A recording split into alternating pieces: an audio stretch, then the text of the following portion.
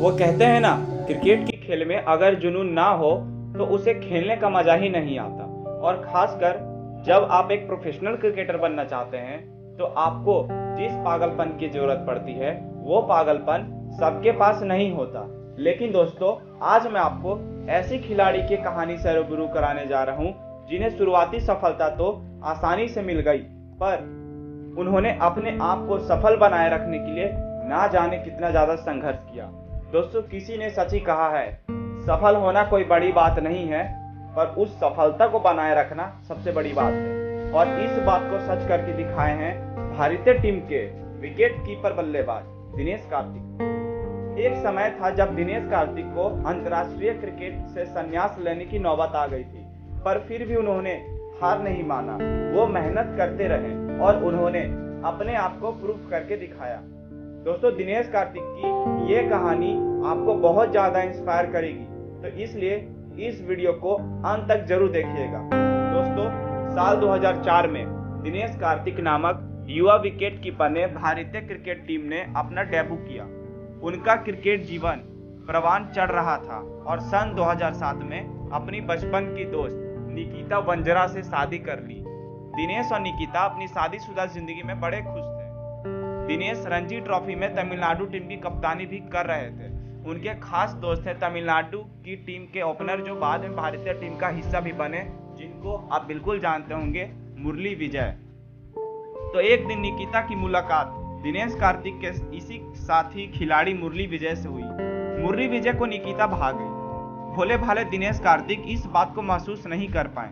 निकिता और मुरली के बीच नजदीकियां बढ़ने लगी और कुछ ही समय में दोनों का अफेयर शुरू हो गया। दोनों खुलकर मिलने लगे। दिनेश कार्तिक के अलावा पूरी तमिलनाडु की टीम जानती थी कि मुरली विजय अपने कप्तान दिनेश कार्तिक की पत्नी निकिता के साथ इश्क लड़ा रहे हैं। फिर आया वर्ष 2012, लेकिन तभी उसने धमाका करते हुए कहा, यह बच्चा मुरली विजय का है। दिनेश कार्तिक टूट गए। उन्होंने निकिता से तलाक ले लिया। तलाक के अगले ही दिन निकिता ने मुरली विजय से शादी कर ली और महज 3 महीने बाद उन्हें बच्चा हो गया। दिनेश कार्तिक डिप्रेशन में चले गए। वह मानसिक तौर पर बीमार रहने लगे।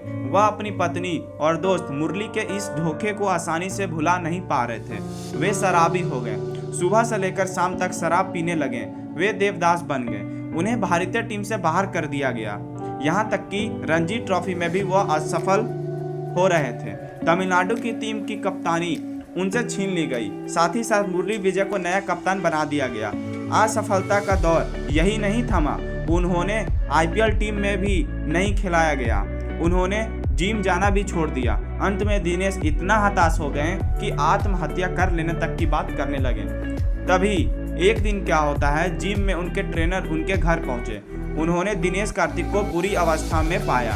उन्होंने कार्तिक को पकड़ा और सीधा जिम लेकर आ गए। कार्तिक ने मना किया, लेकिन उनके ट्रेनर ने उनकी एक ना सुनी। उसी जिम में भारतीय स्क्वैश की महिला चैंपियन दीपिका पल्लिकल भी आती थी। जब उन्होंने दिनेश कार्तिक की स्थिति देखी तो ट्रेनर के साथ उन्होंने भी दिनेश कार्तिक की काउंसलिंग शुरू कर दी। ट्रेनर और दीपिका के मेहनत रंग लाने लगी। अब दिनेश कार्तिक सुधार की राह पर थे। उधर दूसरी ओर मुरली विजय का खेल निरंतर डाउन होते जा रहा था। इधर मुरली विजय को भारतीय टीम से बाहर कर दिया गया। बाद में उनकी खराब फॉर्म को देखते हुए आईपीएल में चेन्नई सुपर किंग्स ने भी उन्हें बाहर का रास्ता दिखा दिया।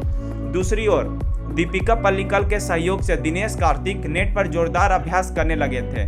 साथ ही साथ इसका असर दिखने लगा और दिनेश कार्तिक घरेलू क्रिकेट में बड़े स्कोर बनाने लगे। शीघ्र ही उन्हें आईपीएल में भी चुन लिया गया और कोलकाता नाइट राइडर्स का कप्तान भी बना दिया गया।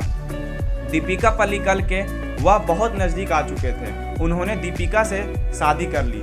साथ ही साथ क्रिकेट की उम्र अनुसार दिनेश अब बूढ़े चुके थे। भारतीय क्रिकेट टीम में अब ऋषभ पंत का आगमन हो चुका था। कार्तिक समझ गया कि अब उनका कैरियर समाप्त प्राय है। उन्होंने क्रिकेट से रिटायर होने का फैसला लिया। इधर उनकी पत्नी दीपिका पल्लिकल प्रेग्नेंट हो गई और उसने जुड़ो बच्चों को जन्म दिया। दीपिका का स्क्वैश खेलना भी रुक गया। दीपिका और दिनेश कार्तिक की इच्छा थी कि उनका चेन्नई के सम्रांत इलाके पोयस गार्डन एक बंगला हो। 2021 में चेन्नई के इसी इलाका में एक महलनुमा घर को खरीदने का ऑफर उनके पास आया। दिनेश ने उसे खरीदने का फैसला कर लिया। सब आश्चर्य कर रहे थे कि जब दीपिका और दिनेश दोनों ही करीब करीब खेल की दुनिया में बाहर हो चुके हैं, तब भी इतना महंगा सौदा वो कैसा पूरा करेंगे। तभी दिनेश को सूचना मिली कि चेन्नई सुपर किंग्स की ओर से महेंद्र सिंह धोनी उन्हें विकेट कीपर के रूप में वापस टीम में देखना चाह रहे हैं और यहाँ से पलटती है उनकी जिंदगी। 2022 का आईपीएल का ऑक्शन शुरू हुआ, लेकिन इस बार चेन्नई की जगह रॉयल चैलेंजर बेंगलोर ने उन्हें खरीद लिया। दिनेश की पत्नी दीपिका ने भी खेलना शुरू किया और अपनी जुड़वा बच्चों को जन्म के महज 6 महीने बाद उन्होंने स्क्वैश की वर्ल्ड चैंपियनशिप में ग्लासगो शहर में मिक्स्ड डबल के साथ महिला युगल का खिताब जीत लिया। उनकी पार्टनर थी ज्योत्सना पुनपा। पत्नी की सफलता और नई टीम के साथ जोड़कर दिनेश कार्तिक में भी ऊर्जा का संचार हुआ और उन्होंने 2022 के आईपीएल में कमाल दिखाना शुरू कर दिया। एक के बाद एक मैच जिताओ पारियां खेली और उन्हें इस आईपीएल का सबसे बड़ा फिनिशर माने जाने लगा। अभी परसों ही हुए मैच में उन्होंने 8 गेंदों पर 3 छक्के की सहायता से 30 रन ठोक डाले। मैच समाप्ति पर जब दिनेश ड्रेसिंग रूम पहुंचे तो विराट कोहली ने उन्हें झुककर सम्मान दिया।